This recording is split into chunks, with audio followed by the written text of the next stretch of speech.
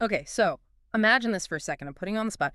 What if you had to tell your entire life story, like starting right now? Would it end up looking like a dusty, dry history textbook? I was born in 1980. I went to school here. Right.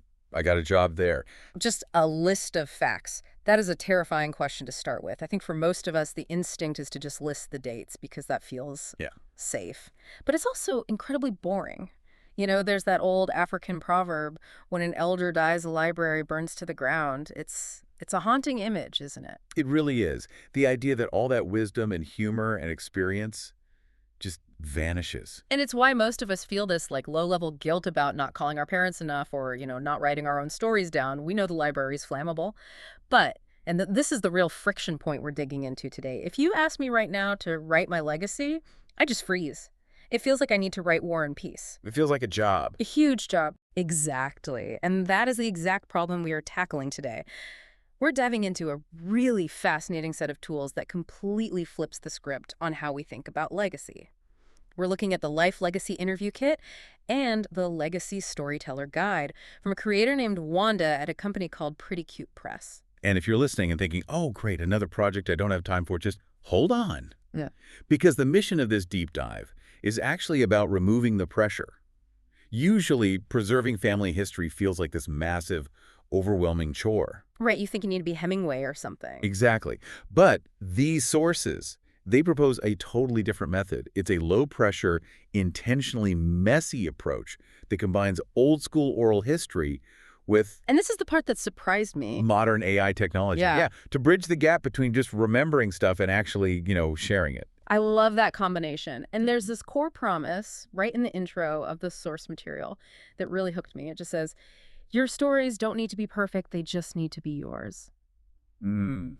So let's unpack how we actually get there without, pulling our hair out. Okay, so it starts with what they call the rules of engagement. And I think this is where most people get stuck. They try to do it all at once. The workbook explicitly tells you, do not do that. Yeah, the instruction is literally to grab a cup of tea and focus on just one chapter a week. It's framed as this cozy activity, not a homework assignment. And there's a lot of psychological wisdom in how this is set up. It changes the context from homework Yeah. to a ritual. A ritual, One of the rules is the I don't know rule. It says if a question doesn't resonate or if your memory is fuzzy, Yeah. just skip it. It removes that test anxiety. Thank goodness for that. Because Oh. in the age of fact-checking everything, we feel like we have to be perfectly accurate. We feel like we're under oath. But this reminds us that legacy isn't about factual precision. It's about emotional truth. If you don't remember something, just move on. And then there's the rule to embrace the mess. I love this. It says if a memory sparks a story that doesn't fit on the lines provided, just write on the back of the paper. That is so crucial because perfectionism is the enemy of a completed history. If you're worrying about staying in the lines, you're editing yourself. And that connects to the next rule, which I think is the most powerful one. Use your senses. Yes. The kit asks you to recall smells and sounds and colors, Yeah. not just dates and names. And here's why that matters so much. If you tell me I grew up in a White House on Elm Street, that's a fact. It's data. Right. But if you tell me I grew up in a house that always smelled like sawdust and baking bread and the floorboards screamed when you stepped on them, now I'm there with you. The floorboard screamed. That's good. See? Sensory details turn a genealogy record into a narrative. It lets the reader or the listener experience the memory, not just know about it. It makes it a movie, not a textbook. Exactly. So, okay, we've got the philosophy down. Tea, messiness, sensory details. Now let's get into the meat of it. The kit's broken down into 30 questions across 5 chapters. And I want to walk through some of these because the specific questions they chose are really, really clever. They're very specific prompts. They're designed to trigger associative memory. Right. So chapter 1 is roots and early memories. It starts pretty standard, what is the very first thing you remember, but then it gets into things like question 4. What was the big treat or special meal your family had when celebrating? That's a great question. Food is such a strong anchor for memory. But the one that really stood out to me was question 6. What was a chore you absolutely hated doing as a kid? Oh, I loved that one. Because nothing humanizes the past quite like complaining about chores. Everybody has one. It does. And think about what that answer reveals. If your hated chore was shoveling coal into the furnace, Yeah. that paints a very different picture than, say, emptying the dishwasher. It anchors the story in a specific time and place without asking you directly, so how much money did your parents make? That's a great point. It reveals the daily grind.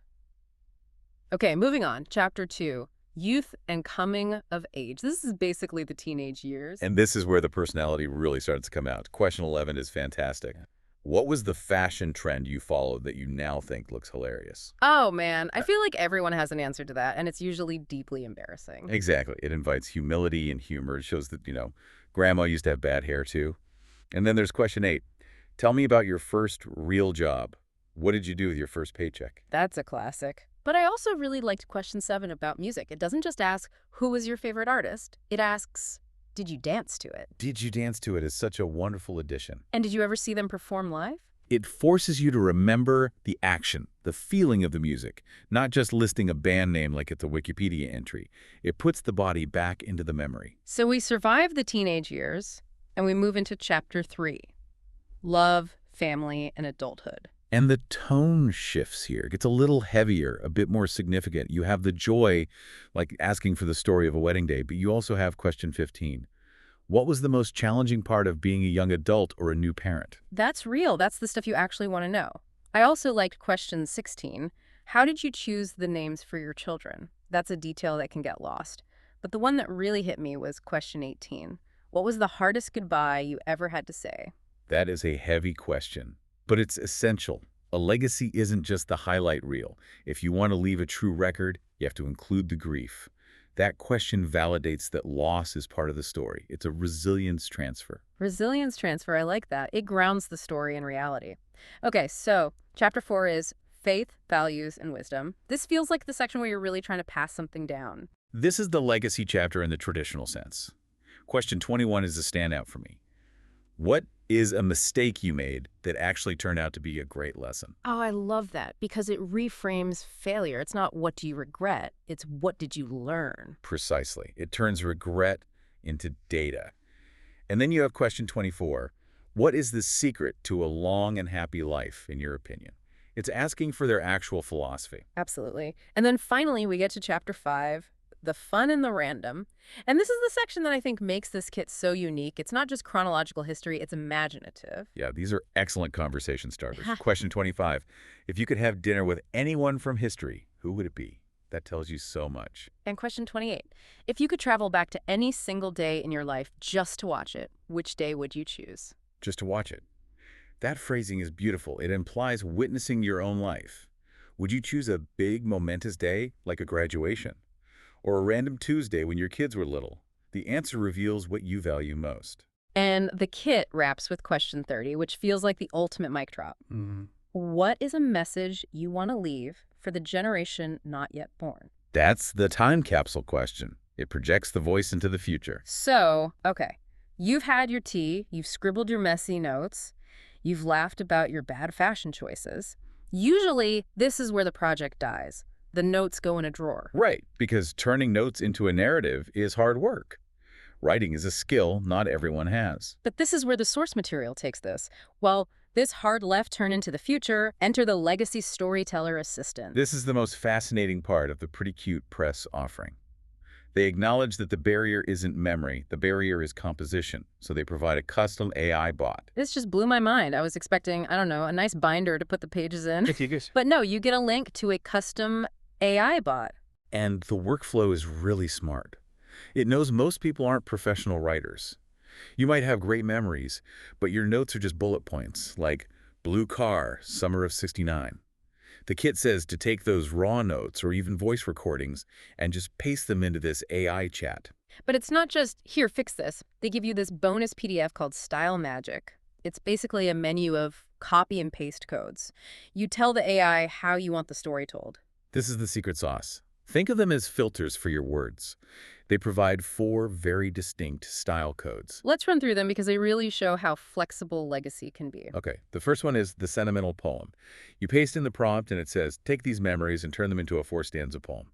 Use a warm, rhyming style that feels like a classic greeting card. That is perfect for a gift. Like you could interview your grandma, turn her answers into a poem, and frame it for her birthday. Exactly. It solves the gift-giving problem. Then, style 2, the formal biography. This tells the AI to use a professional third-person tone, Mary, was born in. For the serious genealogists. Right, for the family history book. Then there's the third one, The Letter to the Future. Oh, I like the sound of that. This one is intimate. It addresses the output to my dearest grandchildren. It takes the memories and weaves them into advice.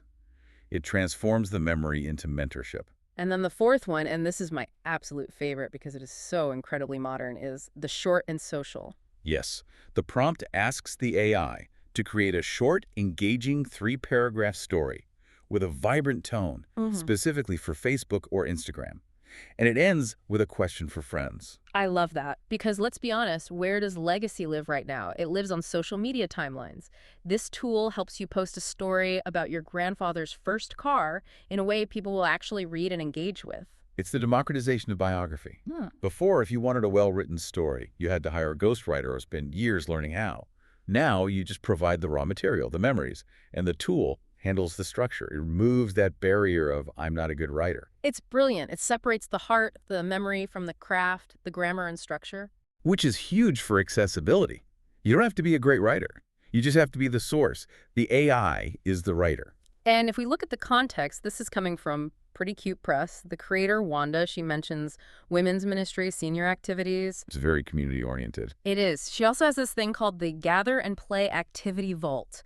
It's a subscription for group games like left-right stories. Oh, yeah, the classic icebreaker. I had to look that up. What is that? It's a game where you read a story out loud, and every time the word left is said, everyone passes a gift to the left, and every time right is said, you pass to the right. It's just chaotic fun. Ah, okay. I see how that fits. It's all about connection. Exactly. Whether it's passing a gift around a circle or passing a story to a grandchild, she's building tools to get people interacting. It's kind of ironic that we're using a screen and AI bot to help us connect better in real life, but that's the best use for technology, right? Not to replace the conversation, but to facilitate it. To grease the wheels so it actually happens. Yeah. So let's wrap this up. We've gone from a dreaded history project to a cup of tea and a chat with a robot. The main takeaway for me is that we need to stop waiting for the perfect time to capture these stories. The library could burn tomorrow. We delay because we think we need to write a whole book. This source proves you don't. You just need to answer one question. What was your favorite room? Start there. Right. You don't need to map out the whole family tree today. Just pick one memory. Embrace the messiness of it. And let the tools do the heavy lifting. You provide the heart. Let the AI provide the polish. The barrier to entry has never been lower. I love that. You provide the heart. That's the perfect way to put it. Before we go, I want to leave you with a little thought experiment inspired by that final question 30 in the kit. We talked about that AI style code, the short and social post, just 3 paragraphs. So here's my challenge to you. If you had to leave a message right now for a generation that won't be born for another 50 years, people who will never meet you, never look you in the eye, and you only had 3 paragraphs to do it, what is the one piece of wisdom you would make sure they hear? That's a big question. It is. But don't try to write a book about it. Just grab a cup of tea and write it down.